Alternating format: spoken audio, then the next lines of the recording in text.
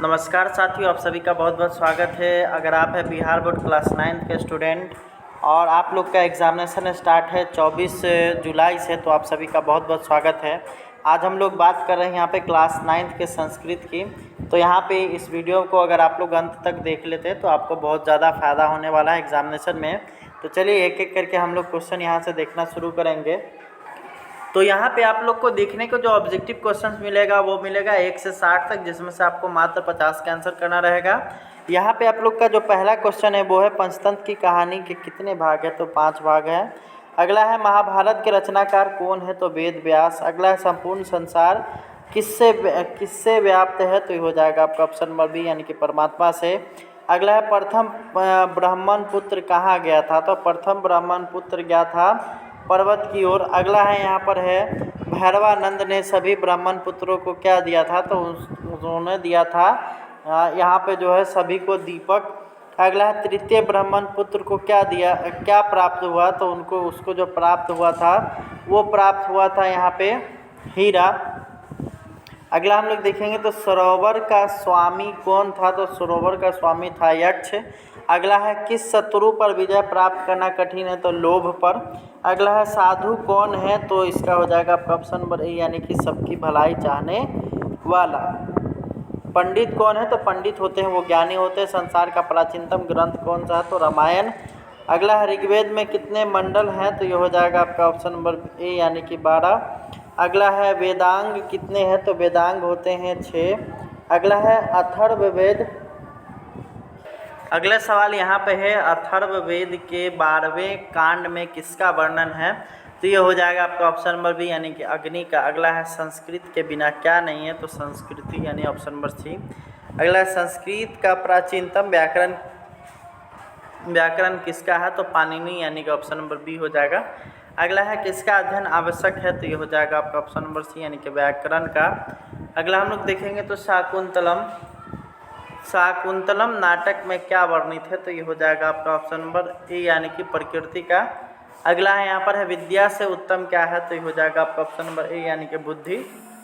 आगे की तरफ हम लोग देखेंगे तो अगला यहाँ पर है कलाओं में क्या प्रमुख है, तो ये हो जाएगा आपका ऑप्शन नंबर बी यानी कि संगीत। अगला धर्म प्रधान देश कौन है, तो इसमें जो दिया गया है उसमें नेपाल हो जाएगा। अगला यहाँ पर है हिंदुओं का मुख्य पर्व कौन सा है, तो यहाँ पे दीपावली, रक्षाबंधन, दुर्गा पूजा सभी है, तो इसलिए इसका ऑप्शन नंबर डी हो जाएगा इनमें से सभी। अगला है दास्यति किस लकार का रूप है, तो ये हो जाएगा ऑप्शन नंबर ए यानी कि लट। अगला है नमंती का मूल धातु क्या है, तो नम यानी ऑप्शन नंबर बी। नेक्स्ट अगला हम लोग देखेंगे तो अगला है यहाँ पर नश्यति किस लकार का रूप है, तो ये हो जाएगा आपका ऑप्शन नंबर बी यानी कि लोट लकार का। अगला है यहाँ पर शोभते किस लकार का रूप है, तो ये हो जाएगा ऑप्शन नंबर ए यानी कि लिट लकार का। अगला है भव किस लकार का रूप है, तो ये हो जाएगा ऑप्शन नंबर सी यानी कि लोट। अगला है यहाँ पर पिबेद का मूल धातु क्या है, तो ये हो जाएगा आपका ऑप्शन नंबर ए यानी कि पा। अगला यहाँ पर है तिष्ठामी किस लकार का रूप है, तो ये हो जाएगा लट। अगला है दृश्य धातु का रूप लड लकार उत्तम पुरुष एक वचन में क्या होगा, तो ये हो जाएगा ऑप्शन नंबर बी यानी कि अपशयम। अगला हम लोग देखेंगे तो यहाँ पर है चयनम का संधि विच्छेद कौन सा होगा, तो ये हो जाएगा ऑप्शन नंबर ए चेज और अनम। अगला है उत्जुर्मुख की संधि विच्छेद क्या हो जाएगा, तो ऑप्शन नंबर ए उन्मुख। अगला है जगत जोर ईशा का संधि विच्छेद क्या हो जाएगा, तो ये हो जाएगा आपका ऑप्शन नंबर सी यानी कि जगदीशः। अगला है जगत जोरनाथ का संधि विच्छेद क्या होगा, तो ये हो जाएगा ऑप्शन नंबर ए यानी कि जगन्नाथ।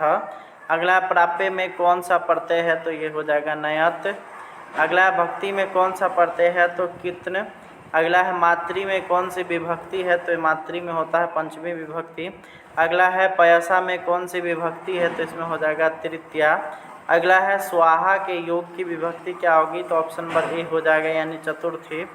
अगला यहाँ पर है जटाभीय तापसह किस सूत्र का उदाहरण है, तो हो जाएगा ऑप्शन नंबर सी यानी कि इत्थन भूत लक्षण। आधार की संज्ञा क्या है, तो ऑप्शन नंबर सी हो जाएगा यानी कर्ता।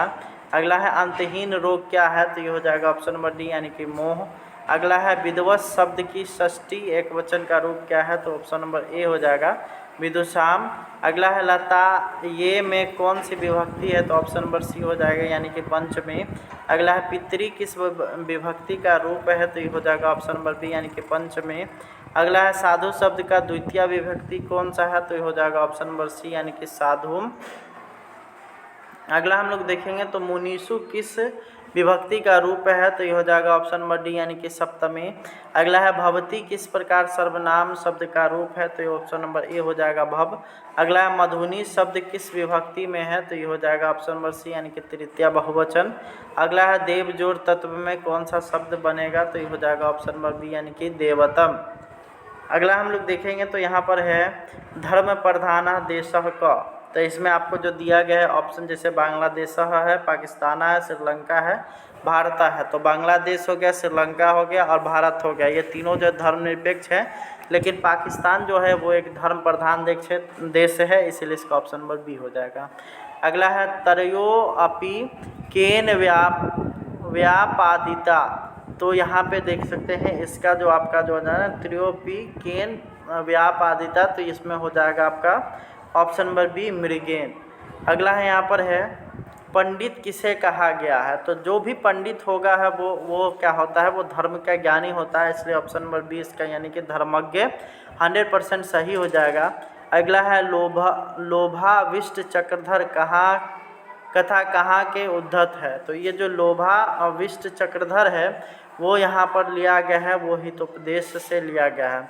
नमाज स्थाने की कथ्यते, तो यहाँ पर जो है ईदगाह पाठ है, 9th क्लास में पढ़ना है संस्कृत में, तो यहाँ पे ईदगाह में ही पढ़ा जाएगा यानी कि ऑप्शन नंबर बी हो जाएगा। अगला हम लोग देखेंगे तो फल शब्द का रूप षष्ठी एक वचन में क्या होगा, तो ऑप्शन नंबर बी हो जाएगा यानी कि फलस्य। अगला हम लोग देखेंगे तो सर्व जोड़ तरल में कौन सा शब्द निर्मित होगा, तो ये हो जाएगा ऑप्शन नंबर ए यानी कि सर्वत्र।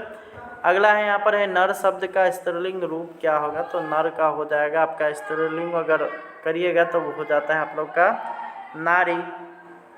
अगला है यहाँ पर है जटाभिय तापसः किस सूत्र का उदाहरण है, तो ये हो जाएगा ऑप्शन नंबर सी यानी कि ईथनभूत लक्षणे।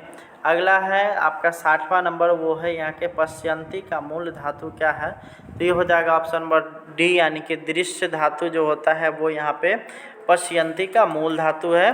तो इसी के साथ आप लोग का ये 60 ऑब्जेक्टिव क्वेश्चंस है मैंने करा दिया है। यहाँ पे इसमें से आप लोग को मात्र 50 का आंसर करना है, और यहाँ पे जो है आप लोग को 10 क्वेश्चन छोड़ देना है, जो भी आपकी मर्जी हो वो आप लोग को 10 इसमें से क्वेश्चन छोड़ देना है। आप लोग को मैं ये बता दूं कि प्रैक्टिस सेट है, इसका ओरिजिनल सेट आप लोग को 1 से 2 दिन में देखने को मिल जाएगा इसी चैनल पे, तो इसलिए चैनल को सब्सक्राइब करिए, साथ ही टेलीग्राम चैनल से जुड़िए जिसका लिंक आपको डिस्क्रिप्शन बॉक्स में देखने को मिल जाएगा। मिलेंगे नेक्स्ट वीडियो में, तब तक के लिए धन्यवाद।